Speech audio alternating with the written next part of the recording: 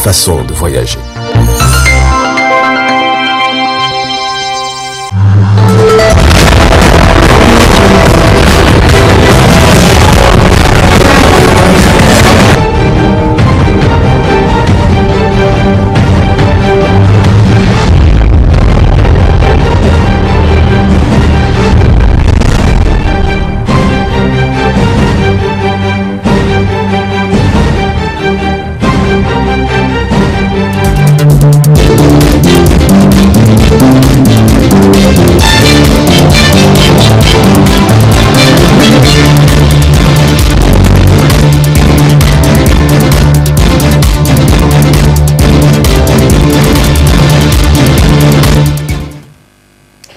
Nous sommes dimanche 12 juin 2022. Messieurs, dames, bonsoir et ravi de vous retrouver à travers cette édition d'information consacrée à la rétroactualité de la semaine.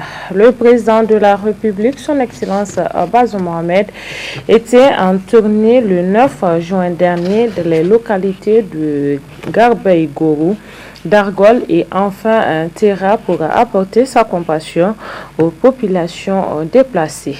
Un extrait de son déplacement avant de retrouver l'intégralité en fin de journal. La première étape de cette visite de son Excellence Bazoum Mohamed, président de la République du Niger, chef de l'État, nous a conduit dans la zone de la Sirba, précisément à 111 km de Niamey, dans la commune rurale de Goté. Garbaïgourou, c'est le nom du village où le chef de l'État et la délégation qui l'accompagne ont fait leur entrée exactement à 9h passées de 2 minutes, où un accueil chaleureux, plein d'espoir et d'enthousiasme a été réservé au premier responsable du Niger. Après l'allocution de bienvenue du chef de canton de Garbaïgourou, quelques doléances furent promulguées au chef de l'État, notamment la réhabilitation de 4 forages en panne avant de céder la place au maire de la commune de Goté pour informer le président de la République du nombre de déplacés fuyant les attaques terroristes accueillis et prises en charge par sa commune. C'est au total 1136 personnes venant de Balsi, Daba, Banezombo, Alfassi et Mandao séjournent dans sa commune. Comme vous le saviez, la commune de Goté n'est pas en marge du phénomène du terrorisme qui secoue la région de Tillabéri en général et le département de Goté en particulier. La dangerosité de ce fléau réside surtout dans le changement inattendu de tactique par les terroristes. C'est ainsi que, et contre toute attente, ces terroristes ont systématiquement vidé certains villages de leurs habitants qui sont contraints au déplacement forcé. Dans leur quête de sécurité, plusieurs centaines de ces personnes se sont installées au niveau de certains de nos villages le long de la Seba. Ainsi, le village de Garbaïgourou, où nous trouvons actuellement, constitue le 5e site d'accueil des déplacés érigés au niveau de ma commune sur les 8 que compte le département. Depuis leur arrivée, ces personnes déplacées qui, dans leur majorité, manquent de tout, bénéficient de l'hospitalité et de la solidarité des populations hautes sous l'impulsion des chefs de village que je remercie au passage. Avant de prendre la parole, son Excellence Bazoum Mohamed a écouté d'abord avec attention le cri de cœur de quelques déplacés avant de leur promettre bientôt un retour dans leurs foyers respectifs, chose à laquelle ils aspirent tous. Que je sois là relève de mon devoir élémentaire parce que vous êtes dans une situation qui commande que je vienne vous voir, que je vienne vous exprimer ma solidarité, mon soutien, vous dire que j'ai conscience de la détresse que vous vivez, des conditions très difficiles dans lesquelles vous êtes. Je suis venu témoigner de cela, mais en même temps, me faire une opinion encore plus précise de ces difficultés et de pouvoir envisager, au nom de mes responsabilités, les solutions que nous nous devons d'apporter à cette situation bien exceptionnelle que vous vivez. Et avant... Vous suivrez donc en fin d'édition le film complet de ce déplacement. Poursuite des travaux à l'Assemblée nationale, le ministre de l'Élevage était face aux parlementaires hier samedi 11 juin 2022 par rapport au vaccin prévu pour le cheptel du Niger. Tidjani Abdelkadri, que je vous propose de suivre.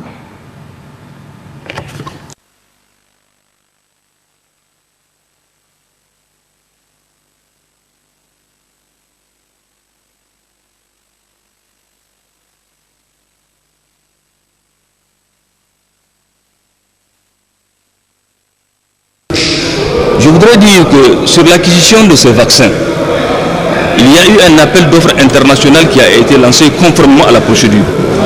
Ce processus a été arrivé jusqu'à son terme, puisque après l'étude, l'examen fait par le comité d'experts, le dossier a été conformément à la procédure envoyé au partenaire. C'est lorsque cette expertise a été envoyée que le partenaire a découvert qu'effectivement, il y a eu une insuffisance, notamment la publication de l'appel d'offres international sur le site web du partenaire, en l'occurrence la Banque mondiale. Et ça, c'était un vice de procédure parce que cette insuffisance excluait certains soumissionnaires potentiels. La Banque donc, a demandé au ministère d'annuler le processus parce que même s'il participe, d'abord ça excluait une partie, ensuite, à terme, ça ne permettrait pas de payer le soumissionnaire qui aurait été retenu. Mais il se trouvait que nous étions en pleine campagne de vaccination depuis un mois et que nous risquons d'être en retour. Et c'est pour ça que nous avons demandé à la banque, effectivement, d'examiner la possibilité de doter le ministère de ces vaccins-là. Et la banque a pris en charge à son niveau le processus suivant. Donc le ministère avait interrompu le processus et le processus a été totalement repris. Donc sur le dossier déjà, on a annulé le marché initial et la banque a relancé le marché selon ses procédures internes, conformément à ces procédures. Et la négociation s'est passée entre l'unité du projet et la banque jusqu'à la fin du processus. Donc je voudrais vous rappeler que cette procédure est totalement légale et elle obéit aux principes de la Banque mondiale. Jusqu'à l'approbation du marché, l'approbation a été faite par le ministère du Plan. Moi, ministre de l'Élevage, je n'ai apposé ma signature sur aucun document relatif à ce marché. Ça, c'est un. Donc, il y a d'abord, c'est tout à fait légal. Deuxièmement, les quantités, toutes les quantités de vaccins et de diluants ont été livrées. J'ai là toutes les dates. La première livraison a été faite à la signature. 2 millions de doses ont été livrées. Le second, le 28 février, 10 millions de doses de vaccins avaient été livrées. Le 7 mars, 17 millions de doses de vaccins contre la PPR ont été livrées. Le 8 mars, il y a eu une cérémonie officielle. Pour les diluants, ce sont 13 millions de diluants, de flacons de 500 mm qui ont été livrés le 28 février et la suite a été faite de 16 millions de doses le 8 mars. Donc la totalité de ces vaccins ont été livrés et ont été mis en sécurité au niveau du labo Sel. Donc, ensuite, en ce qui concerne le coût, il s'agit bien de 1 milliard 218 millions de francs CFA, le coût de cette opération. Donc, je voudrais réaffirmer et de le dire de manière solennelle, que toute la procédure légale a été respectée et que ça a été une procédure interne au niveau de la Banque mondiale avec l'approbation de la Banque mondiale. 2, que le montant, il s'agit bien de 1 milliard 218 millions. 3, que toutes les livraisons, j'ai dit, ont été faites et ont été sécurisées. Donc il n'y a eu aucune irrégularité. Et je voudrais rappeler, pour ceux qui ne le savent pas, c'est que s'il y avait eu une irrégularité, les premiers qui allaient attaquer la procédure, ce serait bien la banque, avant que ce ne soit les gens. Donc vraiment, je voudrais rassurer l'opinion nationale et internationale, le ministère de l'Élevage n'a procédé à aucune irrégularité. Ensuite, moi, ministre de l'Élevage, je n'ai apposé ma signature sur aucun des documents, y compris l'approbation que je suis censé faire, c'est le ministère du Plan qui l'a fait à ma place, pour dire que puisqu'il s'agit de fonds extérieurs. Donc voilà de quoi il s'agit et je pense que cette fois-ci, nous avons une opportunité vraiment de parler de ce dossier qui, à tort, ou parce que par un déficit d'information, les gens sont en train de se répandre sur les médias ou sur les réseaux sociaux pour parler d'irrégularité ou de manipulation. Il n'y a eu aucune manipulation et les choses se sont passées dans les règles de l'art et le gouvernement va continuer ses efforts pour assurer la vaccination de son cheptel et améliorer la productivité. Toujours à l'Assemblée nationale, cette fois-ci, ce fut le tour du ministre de l'Enseignement supérieur sur la question relative à la candidature au brevet de technicien supérieur BTS d'État et le diplôme d'aptitude professionnelle DAP. Le professeur Mamoudou Jibo, que je vous propose de suivre. Pourquoi certains candidats au BTS ont été recalés, n'ont pas été autorisés à se présenter à l'examen du BTS d'État? La réponse est simple. Les textes du Niger disent que pour faire le BTS d'État, il faut avoir le bac ou son équivalent. Or, le DAP est un diplôme qui n'existe plus au Niger. Il y a les textes et même le ministère des enseignements professionnels qui l'a créé, on lui a demandé quelles sont les bases juridiques. Le ministère nous a répondu qu'il n'y a même pas de traces, ni aux archives nationales, ni au secrétariat général du gouvernement, ni au journal officiel, et même chez les personnes ressources du ministère. Donc il n'existe pas. Ensuite, la prétendue équivalence dont se prévalent les détenteurs de ce faux diplôme, c'est une équivalence établie par le service des équivalences d'alors de l'Université de Moumouni qui dit que c'est administrativement équivalent à BEPC plus 3 ans. BEPC plus 3 ans, je suis désolé, ce n'est pas le bac. BEPC plus 3 ans, ce n'est pas le bac. Le bac s'appelle le bac. Les équivalences dont on parle, c'est comme dans des systèmes, c'est pour des systèmes comme le Canada ou les États-Unis où il n'y a pas le bac comme chez nous, mais il y a ce qu'on appelle ou le cégep ou le diplôme de fin de high school, un diplôme qui fait secondaire plus 3. Donc voilà la question. On ne peut pas autoriser des gens à faire le BTS d'État sur le bac. Si les gens l'ont fait de par le passé et que par laxisme on a regardé, nous sommes décidés à mettre de l'ordre. Tant pis pour ceux des écoles, des responsables des écoles privées qui trompent les parents, qui trompent le Niger, qui trompent les enfants en leur disant de venir déposer des dossiers sous réserve, alors qu'ils savent pertinemment que c'est faux. Nous ne pouvons pas le cautionner et nous l'arrêtons à partir d'aujourd'hui. Toujours à l'Assemblée nationale, l'activité d'affacturage au Niger était au centre des discussions de la séance plénière de la première session ordinaire au titre de l'année 2022 du 6 juin dernier. Moubaraka Yakouba, Mamansani Ousmane pour plus de précisions. Après le rapport de la commission saisie au fond, notamment commission de finances et de budget, la discussion générale sous la présidence de la deuxième vice-présidente honorable Al-Kabous Jaloui, le projet de loi relatif à l'exercice de l'activité d'affacturage au Niger, le seul point inscrit à l'ordre du jour de la séance plénière ce mardi 7 juin 2022, soumis à l'examen et vote, a été voté avec 121 voix pour, 0 contre, 0 abstention. Cette initiative de loi sur l'affacturage vise à améliorer la démarche des petites et moyennes entreprises de poursuivre leur activité financière d'une manière formelle et de s'uniformiser à l'international. Au niveau de l'UE3, l'affacturage est considéré au sens de la loi portant l'implémentation bancaire comme une opération de crédit et relève de la compétence exclusive des établissements de crédit. Cette loi reste muette sur certains aspects importants de l'activité d'affacturage qui n'ont pas été suffisamment développés. Il s'agit notamment des modalités de transfert des créances à l'affactureur, le recouvrement des créances par l'affactureur, la conclusion du contrat et de ses effets, l'extinction du contrat et la rémunération de l'opération d'affacturage. L'absence de précision sur les modalités de pratique de fonctionnement de l'affacturage a fortement contraint le développement de cet instrument au sein des pays membres de l'UE. En effet, ces modalités sont traitées sur la base du droit commun des droits et des dispositions de l'acte uniforme de loi apportant organisation des procédures simplifiées de recouvrement et des voies d'exécution et l'acte uniforme portant organisation des sûretés. Or, les dispositions de l'acte uniforme de l'OADA ne tiennent pas suffisamment compte des spécificités de l'activité bancaire.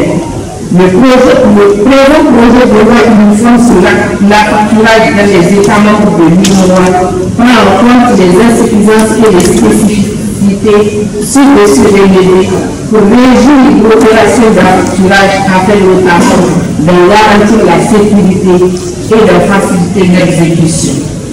C'est ainsi que le Niger, pour se conformer à cette loi uniforme, décide de procéder à la transposition de la dite loi dans son ordonnancement juridique. Avant l'adoption, le parlementaire a recommandé au gouvernement de faire l'usage de prudence. Enfin, le commissaire du gouvernement a pris la parole pour le remerciement et le rappel aux mesures de risque. En tant que responsable de chacun des instances de compétences, en tant aussi citoyen ordinaire, de prendre les dispositions pour la légalisation et la promotion de cet instrument, de le porter à la connaissance du public, à la connaissance de l'économie, pour qu'il puisse être utilisé. Naturellement, comme je le disais tout à l'heure, c'est une activité réglementée, mais toute activité humaine est aussi risquée. C'est pour cela que nous avons des délégations qui s'occupent de corriger ces insuffisances. Donc la Banque centrale est là, la Commission bancaire est là, l'autorité nationale de régulation qui est le ministère des Finances est aussi là. Donc ensemble, nous appartient de porter ces textes au niveau des utilisateurs et ne pas attendre que quelqu'un le fasse à notre niveau. Je pense que comme je l'ai dit, chacun d'entre nous ici a un responsable politique ou responsable administratif et d'avoir un citoyen ordinaire qui a la responsabilité et la charge aussi de contribuer à cette question du développement de ce pays.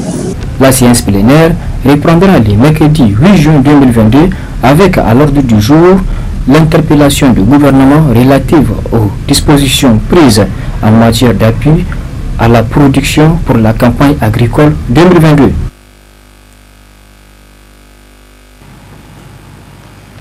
La suite de cette actualité de la semaine avec ce séminaire de formation en continu sur la médecine organisé par le réseau de solidarité des femmes pour une vie meilleure. Je vous propose de suivre le docteur Mamoudou Salifou. Nous organisons ce séminaire dans le but de faire de la formation continue en médecine tout simplement. Et le thème avec lequel nous commençons est un thème de signal fort puisque les lombalgies, les maux de dos sont actuellement les premières affections symptômes au niveau mondial avant même les affections psychopsychiatriques. Entre 8 et 9 patients adultes sur 10 ont déjà eu mal au dos ou auront mal au dos au cours de leur vie. Parmi ce nombre-là, il va y en avoir entre 5 et 10% qui vont continuer à avoir mal de manière chronique et ça consomme énormément en termes d'économie et de relations sociales et de bien-être personnel. Il s'agit pour nous d'outiller nos collègues généralistes et autres spécialistes dans les BA de la prise en charge des lombalgies et lomboradiculalgies pour que les gens comprennent ce qu'on appelle mal de dos, ce qu'on appelle maux de rein, ce qu'on appelle sciatique. C'est de ces éléments que nous allons parler, que nous sommes en train de parler. Comment les prendre en charge lorsqu'ils sont dans un aspect relativement bénin. Outiller les médecins pour qu'ils puissent prendre en charge la majorité des maux de dos qui ne nécessitent pas un suivi serré, un tight control, un suivi tight. C'est de cela qu'il s'agit. Au-delà du mal de dos, nous allons parler également du diagnostic médical. Là, c'est un exercice à l'intersection du partage d'expériences et de la formation universitaire, puisqu'il s'agit de parler du raisonnement clinique, ce qui fait toute la fonction du médecin. C'est le raisonnement clinique, c'est le diagnostic. C'est de cela que nous allons parler et nous allons nous appesantir sur le paludisme, la fièvre typhoïde et les palpitations pour dérouler les éléments relatifs au raisonnement clinique. En somme, il s'agit sur les 2 jours de nous outiller, de partager de nos outils, de nous enrichir sur la gestion des cas de mal de dos pour que ce soit décentralisé au niveau de toute la région de Niamey et sur le diagnostic médical pour que nous allions davantage vers la pratique plus tenue de la médecine. Je vais parler du diagnostic médical qui fait même la substance de la fonction du médecin. De son côté, l'ONG Femmes et Enfants Victimes de Violences Familiales a inauguré un nouveau centre d'EFA, une inauguration couplée avec la fête de la femme nigérienne. Et c'était le 7 juin dernier, en présence de nos reporters Ibrahima Abdulkader et Abdelmoumouni Abdraman. Journée de solidarité qui rentre dans le cadre de la journée de la femme nigérienne, couplée à la présentation du nouveau centre de femmes dénommé Maison de l'Espoir. Tel est le but de cette cérémonie initiée par l'ONG Femmes et Enfants Victimes de Violences Familiales, appuyée par CARE International et l'UNFPA. Une cérémonie marquée par la présence du secrétaire général du ministère de la Promotion de la Femme et de la Protection de l'Enfant, et au cours de laquelle une donation a été faite par CARE International pour les victimes basées sous le JAR. L'historique du centre a été effectué par la présidente de l'ONG dans son allocution de bienvenue. Cette journée coïncide avec la découverte de notre maison de l'espoir par le représentant de CARE que nous remercions très sincèrement d'être là. Et la maison de l'espoir est le fruit du premier prix international sur l'égalité de genre dont la chancelière allemande, l'ancienne chancelière allemande Angela Merkel est lauréate.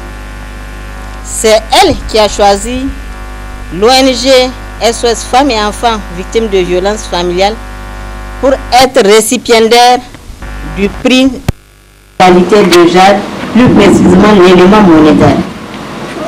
C'est le gouvernement finlandais qui a initié le premier prix international du genre au monde. Et le prix s'élève à 150 000 euros, soit 98 millions de CFA. Avec l'élément monétaire, nous avons payé un terrain de 660 mètres carrés et la construction de ce joyau que vous voyez. Le directeur de mission CARE Niger Burkina Faso a dans son tour prononcé son allocution par rapport à la présente cérémonie. On a besoin d'un endroit pour se réfugier, pour être écouté, pour être encadré, pour reprendre sa vie. Et félicitations pour ça. Je voudrais aussi féliciter toutes les femmes de CARE International ici au Niger pour l'initiative, pour marquer cette période, mais aussi pour marquer cette journée nationale de la femme ici au Niger. C'est la journée du 13 mai, mais c'est un processus, ce n'est pas seulement la journée, mais je pense que cette initiative cadre avec l'esprit que le gouvernement voulait imprimer à cette période pour soutenir la femme et les enfants de manière générale. Nous avons apporté notre modeste contribution et en faisant la visite de ce centre, nous avons compris aussi les besoins du centre, mais aussi les besoins des enfants et des femmes qui vont être accueillies à ce centre. Et l'allocution finale a été prononcée par le secrétaire général du ministère de la Promotion de la Femme et de la Protection de l'Enfant. C'est l'unique centre à Niamey de prise en charge de cette catégorie des victimes de violences basées sur le genre. Donc c'est vraiment une ONG pionnière qui a besoin d'appui pour réaliser et atteindre ses objectifs. En plus de ce centre de Niamey, on a étendu la lutte dans les autres régions. Donc actuellement, depuis 2020, nous avons construit 4 autres centres au niveau de Tilaberi, Tawa, Maradi et Zander. Qui ont commencé, mais qui ont besoin d'appui pour bien fonctionner. Parce que c'est un domaine pauvres des partenaires. Donc nous lançons un vibrant appel à tous les partenaires pour qu'ils viennent appuyer tous les acteurs qui œuvrent dans ce domaine afin de permettre à ces femmes et ces enfants-là de réaliser leurs plein droit. Juste après, une visite guidée des lieux suivie d'une photo de famille ont été effectuées. Puisse ce nouveau centre permettre de prendre en charge tous ces malheureux victimes et aussi faire en sorte que toutes ces femmes et tous ces enfants puissent se sentir chez eux. Cérémonie officielle de remise des grades au cours de cette semaine à 3 nouveaux maîtres assistants dont Dr Siraji Chayabou. La cérémonie s'est déroulée en présence de plusieurs invités. Le compte rendu de nos confrères de la télévision Bonfiré. Il faut comprendre la dynamique et les évolutions. Dr Siraji Chayabou passe désormais au grade de maître assistant. En qualité de maître assistant, Dr Siraji Chayabou a officiellement reçu son certificat d'honneur et mérite pour le grade de maître assistant devant l'assistance venue nombreux. Je vous dis sincèrement, c'est un sentiment de joie, un sentiment de plaisir. Je le partage d'ailleurs avec tous les autres collègues avec qui, n'est-ce pas, nous avons présenté, n'est-ce pas, et que nous avons été évalués, ainsi que nous avons été gradés, donc à un niveau supérieur. Je pense que c'est vraiment un grand plaisir. C'est un jour, n'est-ce pas, de souvenir, c'est un jour inoubliable pour moi. Et ça fait partie, n'est-ce pas, de l'histoire d'un homme, n'est-ce pas, pour les ambitions, pour le désir, n'est-ce pas, et pour la continuité dans le cadre, n'est-ce pas, de l'exercice d'un métier. Dans son intervention, la toute première en qualité de maître assistant, Dr Siraji Chayabou a invité les autres à plus de professionnalisme dans l'exercice de leurs fonctions. À côté, n'est-ce pas, de tous ceux qui veulent évoluer, n'est-ce pas, ils doivent choisir la recherche, ils doivent choisir ces champs que nous sommes en train, n'est-ce pas, de prendre. Eh bien, ces parchemins, n'est-ce pas, que nous avons pris, nous invitons, n'est-ce pas, tout le monde. Aujourd'hui, notre développement économique dépendra, n'est-ce pas, de nos réflexions, dépendra de nos pensées, dépendra également, n'est-ce pas, de notre vouloir et de notre savoir pour que nous puissions facilement atteindre, n'est-ce pas, la phase de développement et de croissance de notre pays, le Niger. La cérémonie officielle de cette distinction s'est déroulée en présence d'un parterre d'invités et parents, amis et connaissances venus pour la circonstance. Dr Siraji Chayabou a reçu son certificat d'honneur avec deux autres nouveaux maîtres assistants, à savoir Dr Habou Abdou Batouré et celui de Issa Ham. Depuis un certain temps, on observe une pénurie de carburant, notamment le gasoil, dans les stations-service du pays. Plusieurs usagers ont été victimes de ce manque de carburant. Suivant cette réaction. C'est un sentiment de désolation parce que vous savez, pour un agriculteur, nous sommes aujourd'hui le 2 juin, nous sommes en début hivernal où on doit mobiliser tous les engins pour faire les travaux champêtres dans un environnement où la nature est souvent surprenante. Et aujourd'hui, on nous amène une autre surprise qui est le problème de carburant. Or, tous les engins marchent avec le gasoil. Et ça fait 48 heures, vous voyez les bidons qui sont là, 48 heures que je suis en train de faire le tour de Niamey pour trouver du gasoil, je n'en trouve pas. C'est tout à l'heure qu'on m'informe qu'il y a du gasoil ici, je viens ici, on me dit qu'on ne me donne pas plus de 10 000. Or 10 000 ne amène même pas mon propre véhicule, à plus forte raison, prendre pour amener pour les engins. Voyez-vous, et tout ça c'est vraiment la conséquence de la mauvaise gestion du pétrole dans ce pays. Il faut qu'on revoie la manière de gérer ce carburant-là. On n'a pas laissé, bon, il faut quand même qu'il y ait des sanctions. On ne gère pas un État avec des sentiments. Si les gens ne sont pas capables, ce n'est pas la peine de les garder pour gérer un État. Tous ceux qui ne sont pas capables, ce n'est pas la peine. Pourquoi continuer à vouloir garder des individus qui ne sont pas capables de gérer une entreprise? C'est désolant. C'est lamentable et c'est regrettable, honnêtement. Ils étaient intervenus bien avant pour dire qu'il va y avoir des ruptures, puisque là, effectivement, ils ont parlé de la gestion. Et aujourd'hui, c'est Oriba seulement peut-être qui a du gasoil. Malheureusement, ils disent qu'ils ont 10 000 litres de gasoil pour toute la journée et je pense qu'actuellement, il n'y a pas plus de 1000 litres qui restent encore. On ne peut donner que 10 000 pour chaque client, 10 à 15 000 pour chaque client pour qu'il puisse aller faire ses courses. Donc avec cette quantité, on ne peut pas régler le problème. Et la seule station de Oriba ne peut pas régler le problème de tout Niamey, ce n'est pas possible. C'est la seule station actuellement qui a un peu de gasoil, malheureusement. Salubrité au cours de cette semaine au musée national Abou Mohamed de Niamey, initié par l'association des scouts Niger en collaboration avec l'ONG Initiative pour l'arbre pour le Niger à l'occasion de la journée mondiale de l'environnement. Compte rendu, Zainab Gagara, Abdel Nasser Abdou. C'est suite aux multiples interpellations sur l'insalubrité du musée national, un espace qui représente un patrimoine pour tous les Nigériens, que l'association des scouts Niger a procédé à cette séance de salubrité et de plantation d'arbres au musée national. Une action qui fait partie de la coutume de l'association du scout Niger, celle d'assainir la ville de Niamey afin d'accompagner les autorités de la ville dans cette noble mission. Nous sommes au musée national avec des organisations sœurs que je vais citer. Nous sommes avec l'ONG Initiative pour l'arbre et pour le Niger. Nous sommes aussi avec l'ONG JVE Niger et les scouts du Niger. Donc nous sommes venus mener des actions d'intérêt communautaire.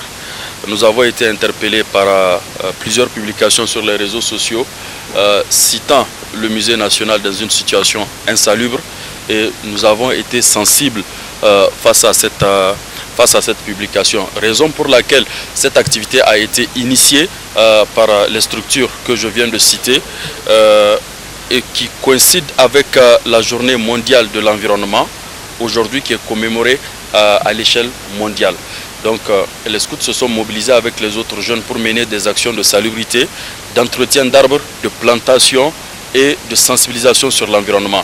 Je pense que nous sommes dans un patrimoine culturel et artistique propre à nous qu'il faut préserver impérativement. Nous n'avons pas le choix. Raison pour laquelle nous sommes venus ici mener cette action et dans l'espoir que ça puisse impulser un changement et que les jeunes puissent venir davantage prendre en tout cas d'assaut le musée national pour préserver et de créer un environnement convivial acceptable. Nous ne sommes pas à notre première activité de plantation et d'entretien d'arbres et bien évidemment que ces plants qui seront plantés seront minutieusement entretenus par le musée national mais surtout par nous qui l'avons planté.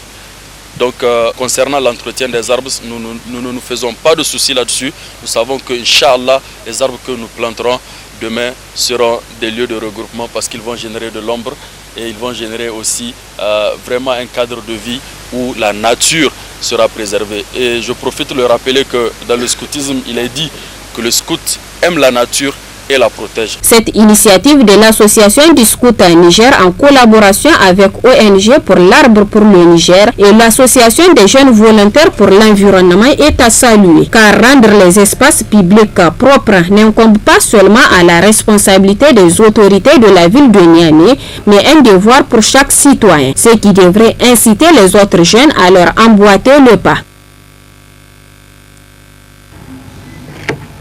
Nous en venons à présent à la partie magazine de cette édition. Comme annoncé en début de journal au déplacement effectué le 9 juin dernier par le président de la République, son Excellence Bazoum Mohamed, dans les localités de Garbegourou, Dargol et Tira. Très bonne réception depuis 2 semaines. Bonsoir.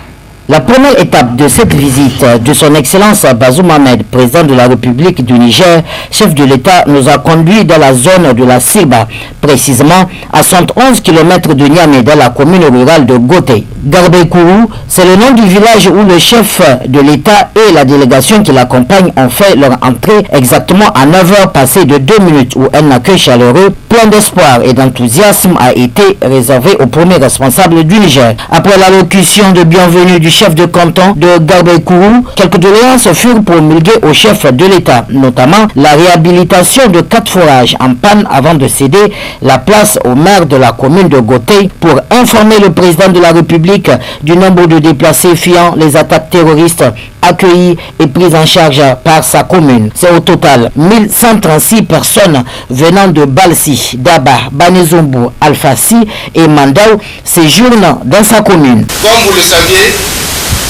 la commune de Gotei n'est pas en marge du phénomène du terrorisme qui secoue la région de Tillabéri en général et le département de Gotei en particulier. La dangerosité de ce fléau réside surtout dans le changement inattendu de tactique par les terroristes. C'est ainsi que, et contre toute attente, ces terroristes ont systématiquement vidé certains villages de leurs habitants qui sont contraints au déplacement forcé. Dans leur quête de sécurité, plusieurs centaines de ces personnes se sont installées au niveau de certains de nos villages le long de la Siba. Ainsi, le village de Garbey-Kourou, où nous trouvons actuellement, constitue le 5e site d'accueil des déplacés érigés au niveau de ma commune sur les 8 que compte le département. Depuis leur arrivée, ces personnes déplacées qui, dans leur majorité, manquent de tout, bénéficient de l'hospitalité et de la solidarité des populations hautes sous l'impulsion des chefs de village que je remercie au passage. Avant de prendre la parole, son Excellence Bazoum Mohamed a écouté d'abord avec attention le cri de cœur de quelques déplacés avant de leur promettre bientôt un retour dans leurs foyers respectifs, chose à laquelle ils aspirent tous. Que je sois là relève de mon devoir élémentaire parce que vous êtes dans une situation qui commande que je vienne vous voir, que je vienne vous exprimer ma solidarité, mon soutien, vous dire que j'ai conscience de la détresse que vous vivez, des conditions très difficiles dans lesquelles vous êtes. Je suis venu témoigner de cela, mais en même temps me faire une opinion encore plus précise de ces difficultés et de pouvoir envisager, au nom de mes responsabilités, les solutions que nous devons d'apporter à cette situation bien exceptionnelle que vous vivez. Et avant de venir à Toro de Makolon de la semaine dernière déjà, ici aujourd'hui à Gotei, puis tout à l'heure à Terra, nous avons conçu un plan de soutien aux populations, mais aussi un plan de sécurisation des populations lorsqu'elles vont retourner chez elles, ce qui est notre souhait. Nous ne devons pas faire le jeu des terroristes et les laisser vider les villages et eux occuper l'espace. Non, nous ne le ferons pas. Notre armée va occuper l'espace. Nos forces de défense et de sécurité vont occuper l'espace. Elles vont l'occuper de façon méthodique, de façon adéquate par rapport aux exigences de la situation.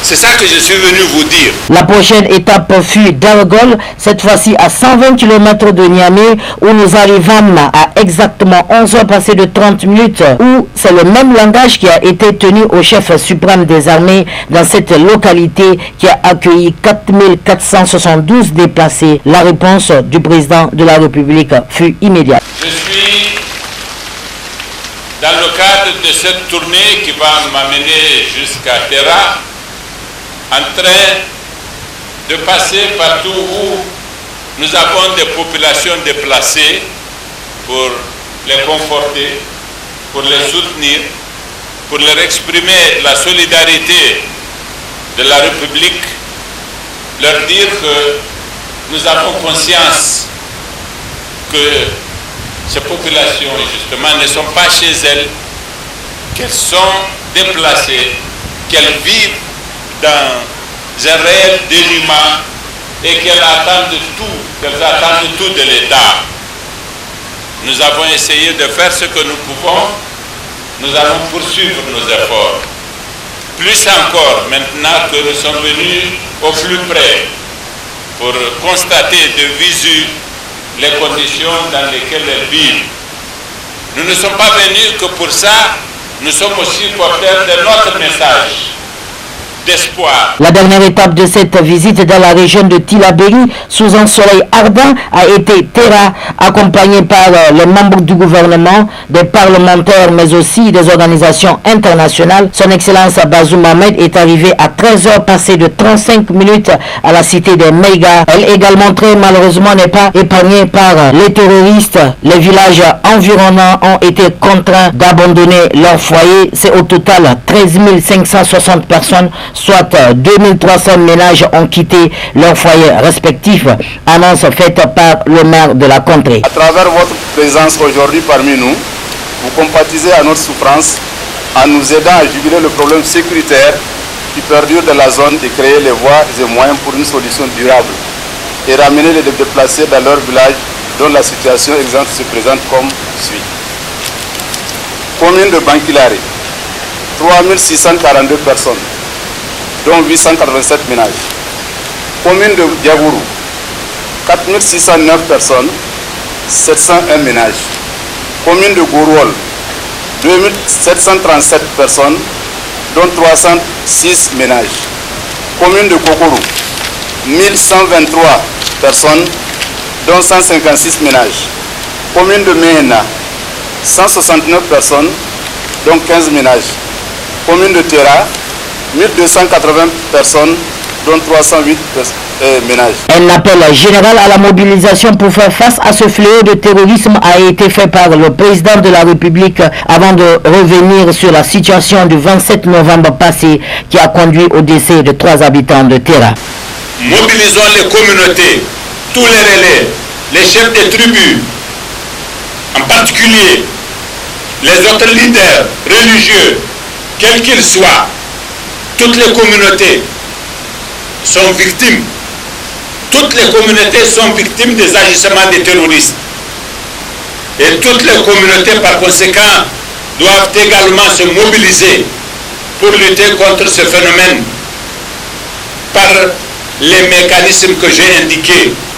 Mais évidemment, tout cela n'a aucune chance de se réaliser si nous, l'État, nous ne déployons pas les forces qu'il faut, avec les moyens qu'il faut, pour que nous créions le rapport de force nécessaire en vue de démobiliser ceux qui sont dans cette aventure.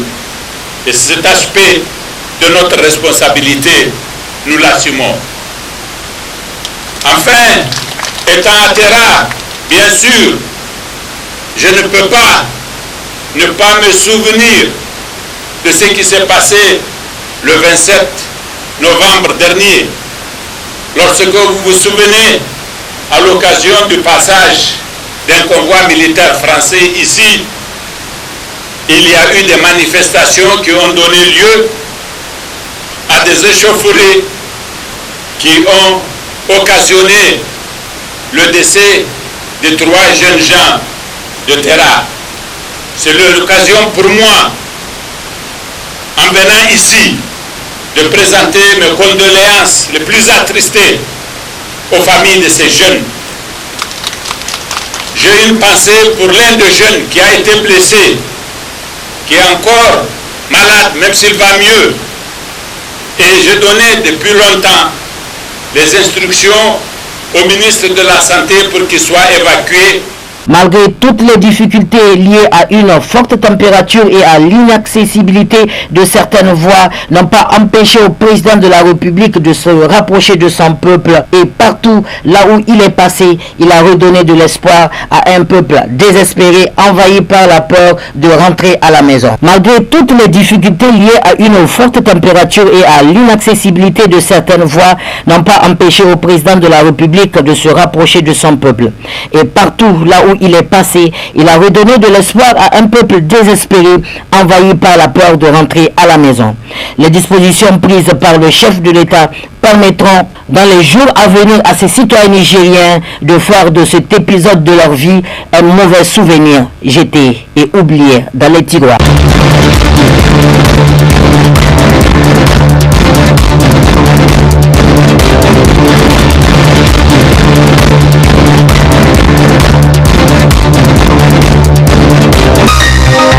Ce journal vous a été présenté par STM Transport Voyageurs. Une nouvelle façon de voyager.